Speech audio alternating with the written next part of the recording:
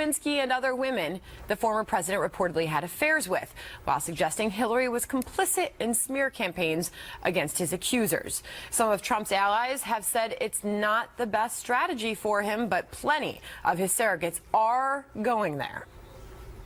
If you look at her being an enabler, really, in the 90s and really attacking these women, it goes against everything that she now tries to spout as a candidate for president. She'll say and do anything. Those are Barack Obama's words, not mine, that she'll say and do anything to become president of the United States. I find it so interesting that there continues to be this conversation about what he has said. When you look at what she has done, Jennifer Flowers, Paula Jones, Monica Lewinsky, my goodness. She didn't just stand by him. She attacked Monica Lewinsky. And after being married to Bill Clinton for 20 years, if you didn't know the moment Monica Lewinsky said that Bill Clinton violated her, that she was telling the truth, then you're too stupid to be president.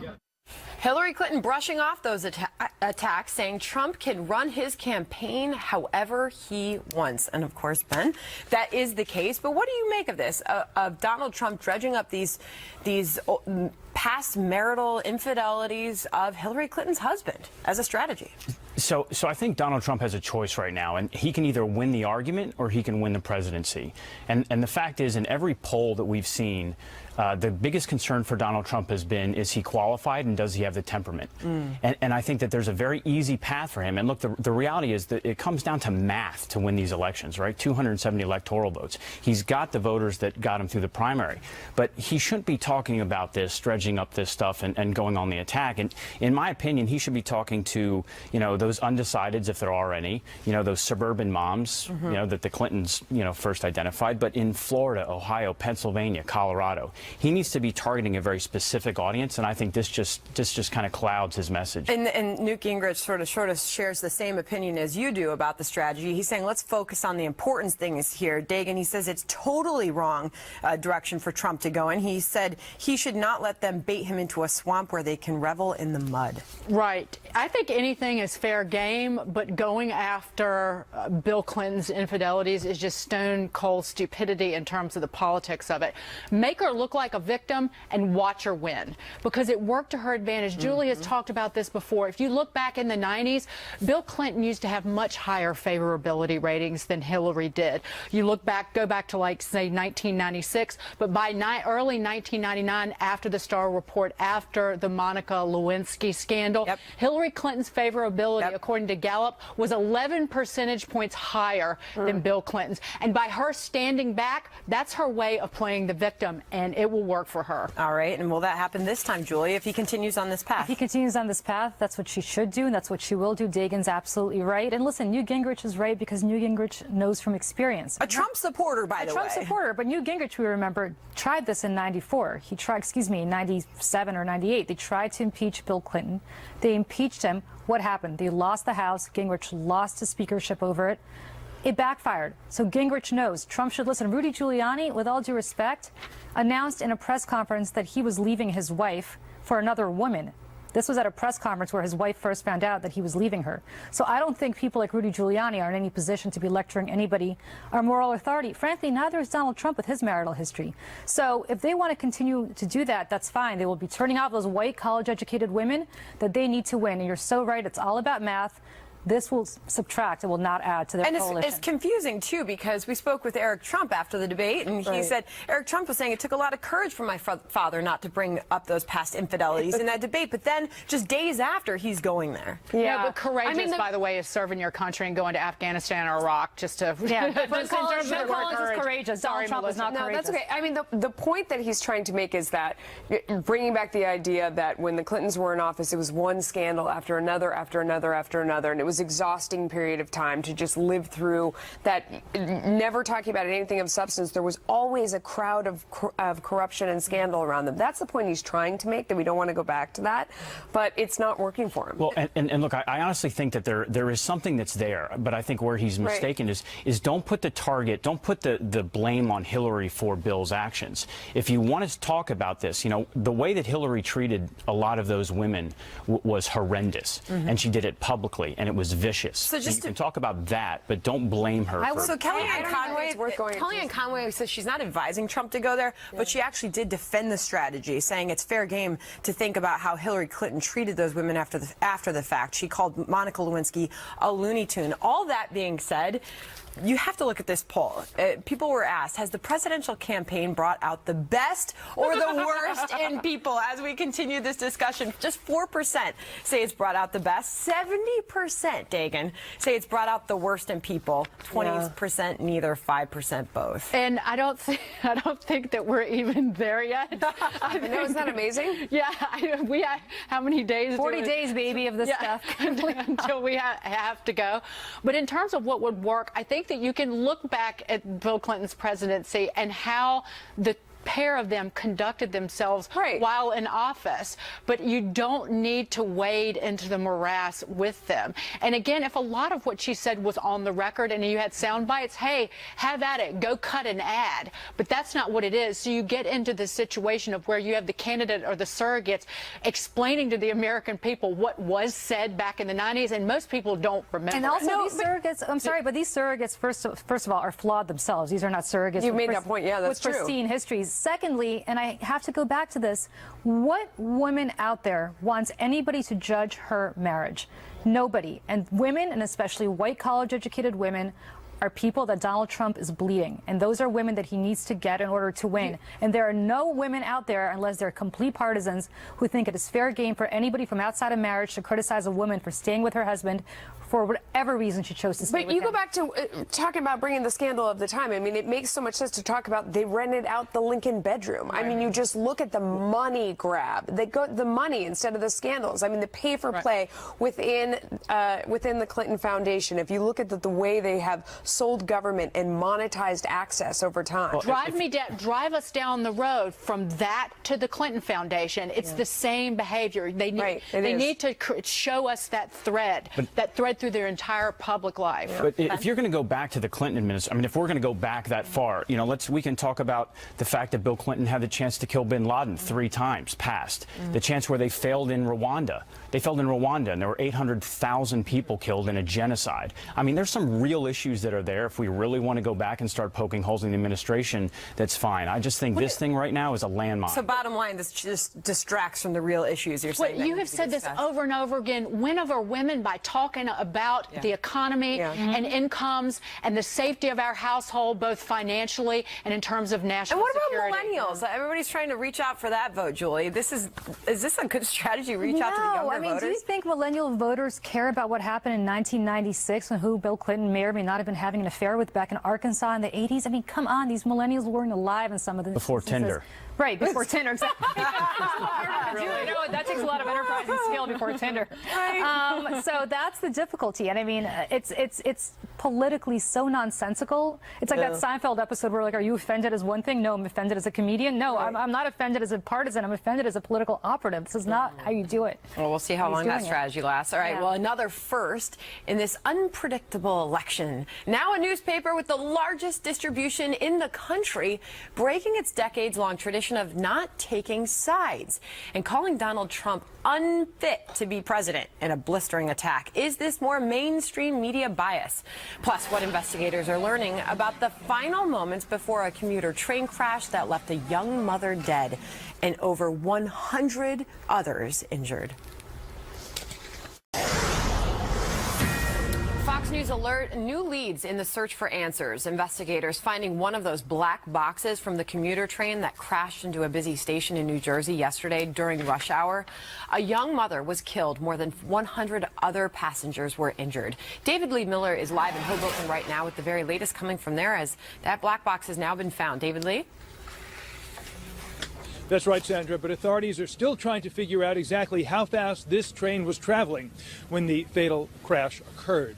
Passengers, as well as those in the station, have all said it was moving at an excessive speed, far beyond apparently the 12-mile or the 10-mile-per-hour limit for this particular station. Investigators, as you mentioned, now have in their possession a data recorder that was recovered from the locomotive, and this could contain crucial information, not only just about speed, but about breaking as well. Another recorder located in the first car is still out of reach because the collapsed ceiling makes access extremely dangerous. The destruction, if you can imagine, was just terrible. I came up as close as I could to the train within safe measures. So I was very close. We could see all the destruction. I mean, there are wires. It's very, it's devastation. So that's why we are concerned about the safety of our investigators. Also, as part of their investigation, authorities hope to examine video that was recorded by cameras not only on the train, but recorded at the station as well. And another source of information, the engineer, Thomas Gallagher. Investigators hope to speak with him later today. They say they have already obtained samples of his blood and urine for their ongoing investigation. But Sandra, there are not going to be any quick answers here. The NTSB says it's going to remain on the ground for the next 7 to 10 days. But as for a full report about the cause of this crash, they say that's going to take about a year. Yeah, it'll take some time. All right, David Lee Miller, thank you. USA Today breaking a 34-year-long tradition of not taking sides and now urging readers to vote for anyone but Donald Trump. The editorial board writing, quote, because every presidential race is different, we revisit our non-endorsement policy every 4 years. We've never seen a reason to alter our approach until now. This year, one of the candidates, Republican nominee Donald Trump, is by unanimous consensus of the editorial board unfit for the presidency. The paper didn't go so far as to endorse Hillary Clinton, though, but listed reasons they believe Trump shouldn't be elected. Among them, they call him erratic, ill-equipped to be commander-in-chief. They say that he speaks recklessly and is a serial liar. But Trump firing back on Twitter saying, quote, the people are really smart in canceling subscriptions to the Dallas and Arizona papers, and now USA Today will lose readers. The people get it. Interesting turn of events here. It is, I mean, there's not a lot of logic. I'll start with you, Sandra. It's the idea of they're going to sit there and tell people, basically, you're deplorable and you're an idiot if you vote for Donald Trump. You vote for anyone, don't vote for him. They're calling their readers who have voted for him idiots. But it seems like a bad strategy. I'm with you. I don't understand the logic. Isn't this, in the end, an endorsement of Donald Trump in and of itself, right? Yeah. Because if you're not going to endorse Hillary Clinton in that paper, but you're just going to say vote against Trump, you obviously are saying Hillary Clinton is so bad that all you can say is don't vote for this one. Yeah. I don't know. It could have a reverse effect. I think you guys are it's grasping at straws a little. USA Today always has an opinion or the other opinion. They try to give two sides. I guess Donald Trump was so offensive to them that they're saying vote for Gary Johnson, vote for Jill Stein, vote for Hillary Clinton, write in Mickey Mouse, write in Bob Dylan. Why not endorse Hillary Clinton? They say whatever you. They can't endorse Hillary Clinton because they say they have serious reservations about her sense of entitlement, her lack of candor, her extreme carelessness in handling classified information. Whatever you do, however, resist the siren song of a dangerous demagogue. I mean, if that is an intellectual elitism, I don't know what is, Dagan. And to make the point, that sentence, to write that, however, resist the siren song of a dangerous it's demagogue. what an editorial board does. They're the only, I think, the only editorial board of a major paper who doesn't. By the way, Donald Trump has only gotten an endorsement from one media outlet across the country, and that's the National Enquirer. That's the only in one. this election, this endorsement or anti-endorsement means bupkis. Zero, zilch, nada, niente, nothing to the candidacy of Donald Trump. In fact, if you go through those bullet points, ill-equipped to be commander-in-chief, career is checkered, speaks recklessly, isn't leveling with the American people, serial liar. That's Hillary Clinton. That's Hillary Clinton. That's Hillary Clinton. How about lying to the families of those killed in Benghazi to their face about why it happened? How about setting up a server to circumvent what you owed to the American people in terms of making information public to them, lying over and over again about why you did it, being investigated by the FBI? We can go on. Julie, you look at what has happened here, Scary. and in many ways, this is yet another thing in the campaign that gets everybody more entrenched in their own views. Like, I mean, if you look at how you look at this, to you, this makes perfect sense, and you completely get what they're saying and totally agree with it. And to his followers, I think I do. would say the opposite. I do, but what I think is more startling is that we're breaking new ground here in ways I think we've never done before. Not just this endorsement, but the Arizona Republic, which in its history had never supported a Democrat before, a newspaper in Detroit that has never supported a Democrat before. All of them are coming out against Trump, which says to me that you may be right. It may not matter because people don't really take their cues from newspapers anymore. But there is a sense that he's such a unique candidate. This isn't a Mitt Romney. This isn't a George Bush. This is somebody, or a Hillary Clinton for that matter. He's such a unique candidate who poses such a grave danger in their view to the Republic. To the establishment. Not to the establishment, because the Arizona Star was not the establishment. They always supported Republicans. They weren't the liberal media Republicans are the establishment. He threatens the system the way it is, and that's what his popularity is. But to me, it almost resembled, I mean, I kept thinking, trying to make an analogy, and it's like, Obama's plan against terrorism, and it's just completely uncommitted and incomplete. I mean, if you care that much that you're going to break this tradition, it was almost spineless, where they said, don't vote for this guy, but vote for anybody else, even maybe a third-party candidate, which essentially, if you're going to vote for a third-party candidate, you're essentially going to be voting for Trump in this case. But end it. I mean, it's like they only went halfway. They said, don't vote for this guy, but they didn't have the courage to go all the way and say, vote for this person. And I just think that's spineless. Interesting. All right, the United States is ramping up its fight against ISIS as President Obama explains why he still won't say radical Islamic terrorism. Does he need to name our enemy, or are we doing enough to defeat them? Plus, Donald Trump refusing to back down from his criticism of a former Miss Universe, why he says Hillary Clinton was duped by her, and whether this is a good strategy for him.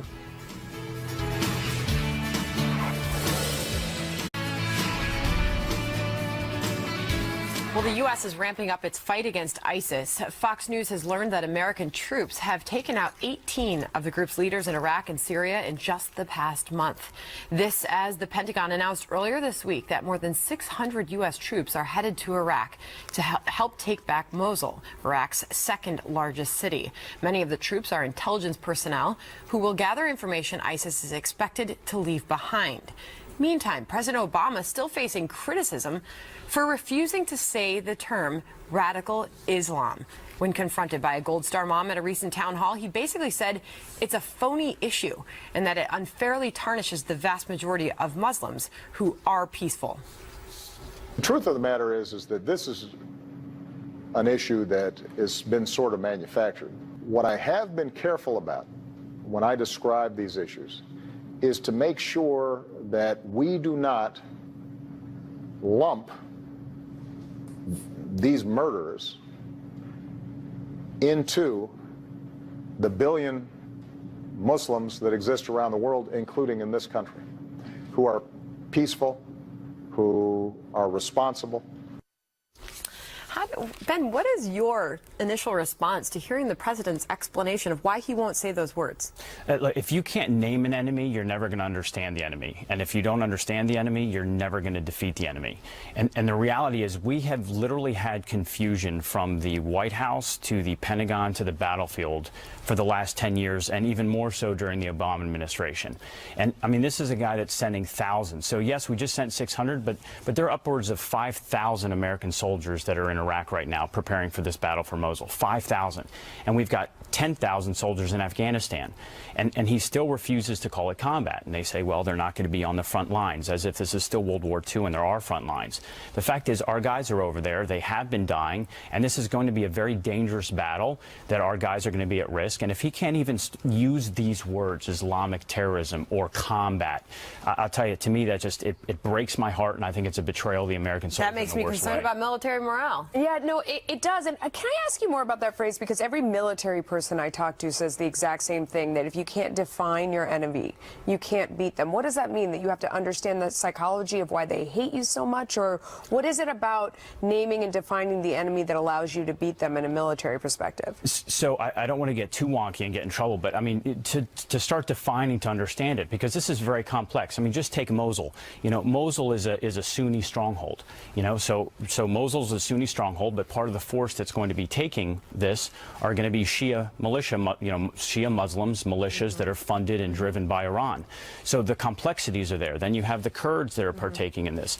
You really have to understand the history, the culture, just to understand the mindset of these individuals. Also, in part, radical Islamic terrorism, because this is not a geographic threat. No. This is an ideological and religious threat. And by not naming it, you don't acknowledge that, you don't recognize it, and you don't fight it. Properly. Do we fault FDR for saying Japan or Japanese, 15 times in about a 500-word declaration of war after Pearl Harbor? No. Was it the entire Japanese people? No. But did he use that word? Absolutely. Well, but you also raise an excellent point, and I've been saying this for a very long time.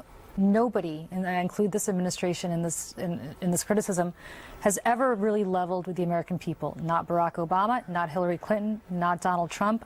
Nobody who wants to be our leader or is currently our leader has sat down and said, this is what it's really going to take. It's not putting a couple of hundred or a couple of thousand soldiers on the back lines, or however they want to phrase it. It's actually sitting here and having a generational, and truly a generational, potentially a multi-generational effort to defeat this threat and this enemy. And it includes boots on the ground, it includes intelligence, it includes all sorts of issues. I agree, and a lot of this is on Congress, and Congress has failed to do its job, in my opinion. And I'll tell you, there's one guy, and full disclosure, he's a friend, but Congressman Ryan Zinke, he's a former SEAL. He introduced legislation that was called a comprehensive strategy to defeat ISIL, saying, look, the White House and the DOD have to put together a plan, because we're still operating on this authorized use of military force going all the way back to 2001. We really don't know, what does winning mean? I mean, and look, this battle for Mosul is going to be tough, but that's going to be the easy part. What's going to happen the day after, and we've never had an understanding. And you nailed it. Nobody ever talks about what winning entails, ever, on any level. People are mad because the president has downplayed the threat from day one. What did he say? Islamic State was contained a day before. 130 people were slaughtered in Paris. We've heard it time and again. That's why people are angry. So good to get the insights of a former Army Green Beret officer on the couch today. Ben, thank you. And you can hear more insights from Ben on the battle for Mosul. He sat down with our own Harris Faulkner. That interview will air this Sunday on Fox Report. That's at 7 p.m. Eastern Time right here on FNC. Donald Trump is not backing down from his criticism of former Miss Universe, Alicia Machado. The Venezuela native has been in the spotlight since Hillary Clinton mentioned her in Monday night's debate, noting that Trump called her Miss Piggy after she gained weight. Overnight, the Republican nominee tweeting some of this. Wow, crooked Hillary was duped and used by my worst Miss You. Hillary floated her as an angel without checking her past, which is terrible.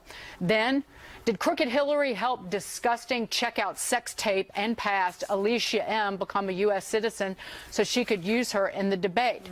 This amid reports that Machado was once accused by a Venezuelan judge of threatening to kill him after he indicted her then boyfriend for attempted murder. Meantime, Clinton reacted on Twitter, calling Trump's tweets unhinged.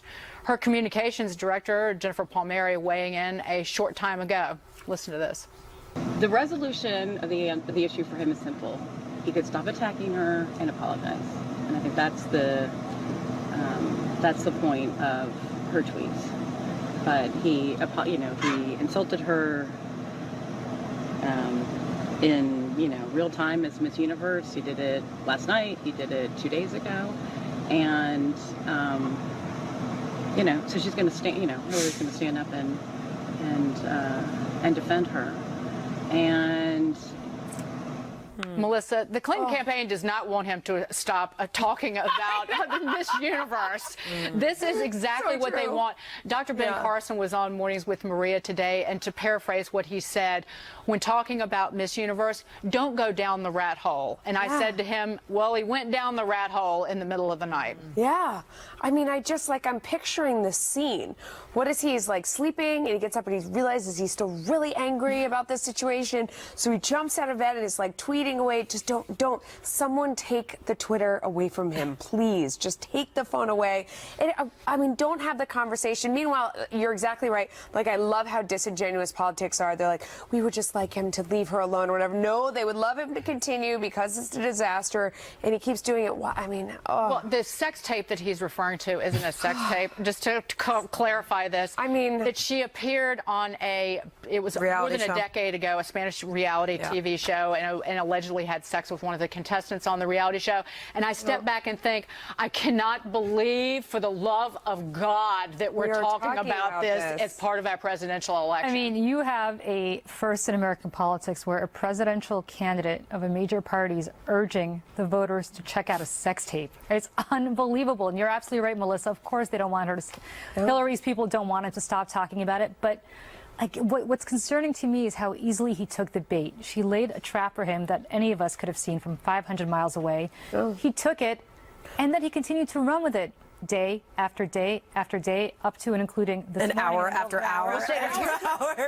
They're loving this. The Democrats are sitting back and loving this because he's. It's completely incomprehensible. Here's what Trump supporters will tell you, and they will say it on Twitter, and I will repeat it here. He has the right to defend himself. Amen, girlfriend. Yes. And also, you're just a member of the drive-by media, and you don't get it.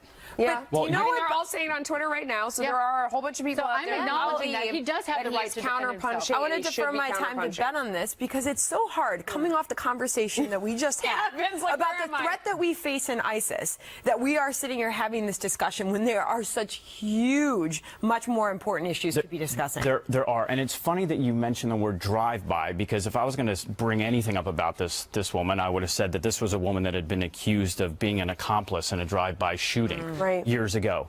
But what I'd say is, to your point, you know, maybe a better tweet could have been, well, yes, I may or may not have said this in 1996, but Hillary in 1996, that's when she coined the phrase super predators. That's when she got off and told everybody that she landed in Bosnia under sniper fire. That was also in 1996. I mean, we've all said some stupid things. I probably said something really stupid not too long ago. But, I mean, the fact is, there's a way to combat this without just going after her, because you're right. I mean, Hillary camp, they love to watch what's occurring. But what's worrisome is that he's fixated on it. Yeah. If you're a supporter, if you're even not a supporter and a conservative who's trying to decide whether you're going to vote for him, he's fixated on it because he's up in the middle of the night tweeting about it. Let it go. Who cares? You wonder how much of this is driven by the fact that he ran his primary campaign in this matter and he plowed down 16 other candidates.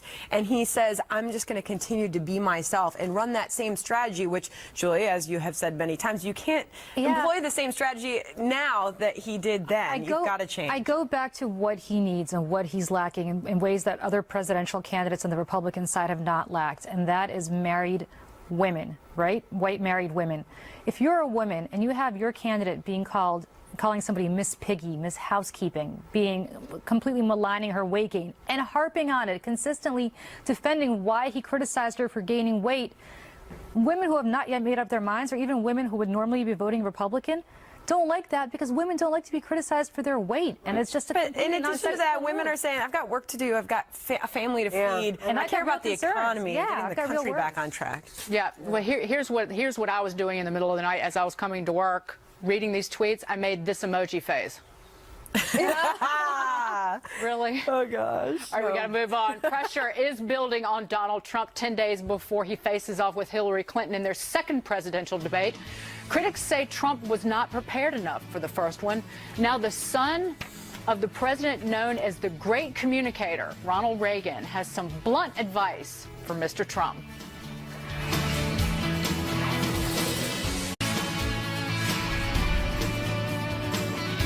Hillary Clinton taking a dig at Donald Trump yesterday, big surprise, ahead of their next debate. That is a week from Sunday, by the way.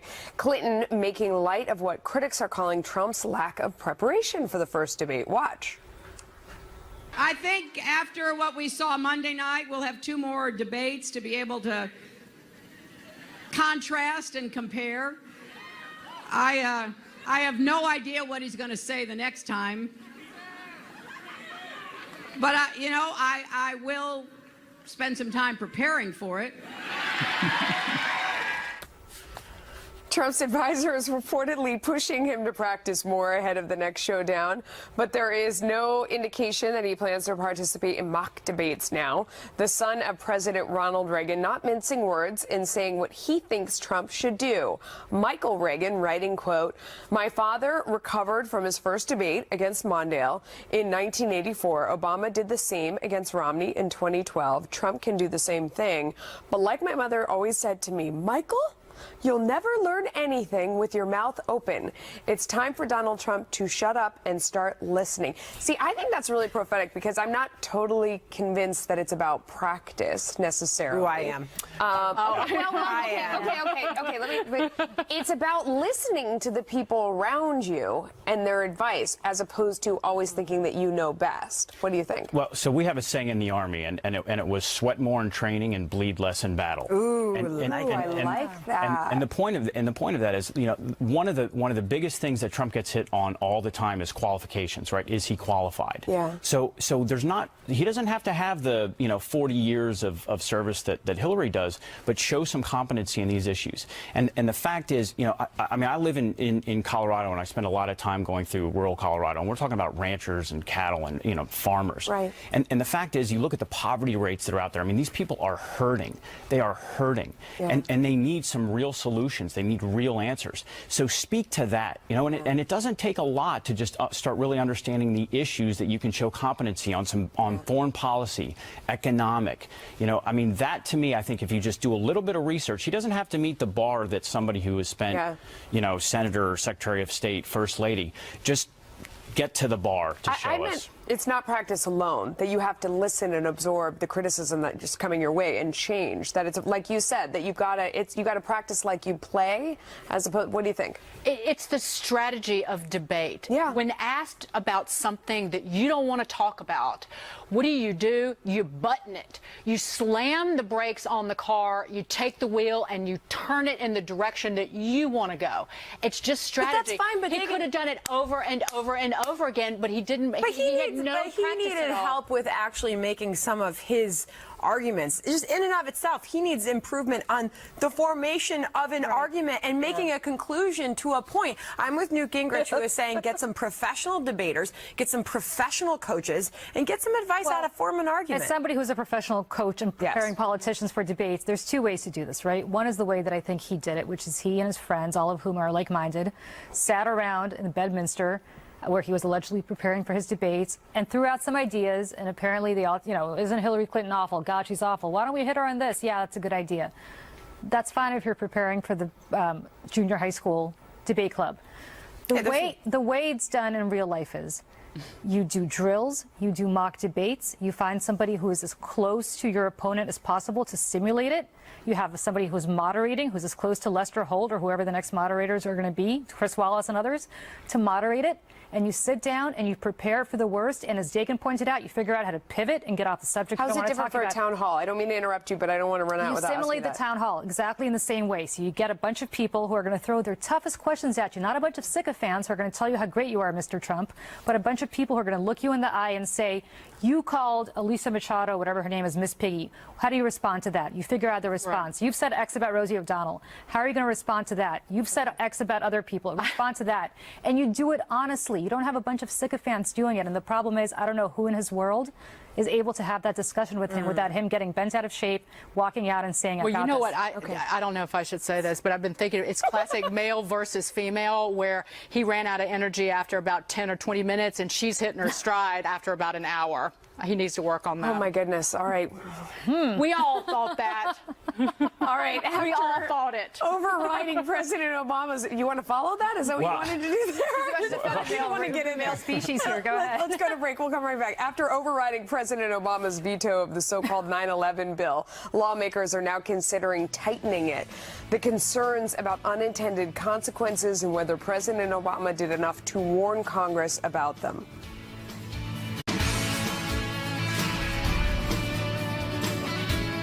One day after Congress voted overwhelmingly to override President Obama's veto of a bill allowing terror victims to sue foreign governments, they're now looking to tighten it. The law would allow the families of 9/11 victims to sue Saudi Arabia for the attacks. 15 of the 19 hijackers were Saudi nationals, and the plaintiffs believe Saudi intelligence helped them gain entry into the United States. The kingdom denies any role in the attacks and said in a statement after the vote, "It is our hope that wisdom will prevail and that Congress will take the necessary steps to correct this legislation in order to avoid the serious unintended consequences that may ensue." Now, some lawmakers are worried the bill could spark retaliation that may put Americans abroad in danger. So they're looking to narrow it so that it would allow only 9/11 families to sue Saudi Arabia. Meantime, Republicans are saying President Obama should have done more to warn them against the legislation. A little snark from White House spokesman Josh Earnest. Leader McConnell said that the 9/11 bill may have unintended ramifications. Lawmakers will have to discuss fixes. He says the White House was too slow to warn about the, quote, potential consequences. You had letters from the director of the CIA, the chairman of the Joint Chiefs of Staff, the Secretary of Defense, and the Commander-in-Chief all warning about the potential impact of the bill. So it's hard to take at face value the suggestion that somehow they were unaware of the consequences of their vote. So now they're looking for ways to tighten this legislation. Ben, what do you make of all of it? Look, I do have to say, I mean, Congress, it's your job to write the legislation, right? I mean, you've got one job, write the laws. So this almost, now it reminds me of that old, we have to pass the bill to figure out what's inside of it. This is a very hard topic, and it's very an emotional one. I lost one of my best friends from high school on 9/11, so I certainly understand that emotional, context that's here. Look, the reality is Saudi Arabia is a partner with us right now. Today, they are a partner against terrorism because it's in their best interest because of ISIS and Al-Qaeda. But you cannot escape the fact that Saudi Arabia has been the single largest provider of funds to that Wahhabi and Salafist jihadist movement that is the baseline ideology for Al-Qaeda and ISIS and these other terror groups. So it's a thin line here. And look, I do think they do need to fix this because we do have American soldiers that are abroad, and something like this could open them up to lawsuits. But I do think the family should have their day in court, but let's not pretend that Saudi Arabia is our friend because that's absurd. The Wall Street Journal editorial page actually said that supporters of the bill actually rejected any compromise, including language that would limit the lawsuits to just the 9/11 victims. And the Journal editorial page says the real game is to enrich the trial bar, because now all it takes is subpoenaing documents by lawyers and testimony from U.S. and foreign governments, and it's going to complicate our diplomacy and our security. These are the biggest bunch of dummies I have ever seen in my life. They're blaming other people, as you pointed out, Ben, for their own misgivings and their own misinterpretation of what could happen. You know what triggered this? Somebody pointed out to them after this legislation passed, and by the way, I do agree these people deserve their day in court, but specifically on the subject of whether this should be law or not, somebody pointed out to them that you, Mitch McConnell, or you, Congressman X or Senator Y, are going to be sued individually by foreign government now for actions that the United States take. And all of a sudden, oh heavens to Betsy, oh my goodness, now they're going to come after me personally. Do your job, Congress. You knew what was in it. And by the way, what should have happened is we should have demanded that the government release those redacted pages in the 9/11 report about what Saudi Arabia's role was, find out exactly what it was, and then made an informed decision as to whether to sue or not. Trying to have their cake and eat it too. I mean, they can go ahead of time and say that they voted for it, and then afterwards say that they had misgivings. They can be on every single side of the issue. They knew what it was before they signed it. I don't believe this, that they didn't read it and they didn't understand until afterwards. I think they knew all along everything that was going on. Chuck Schumer, you have the portion of the bill in there where the Justice Department can come out and put a hold on whatever lawsuits are there if they say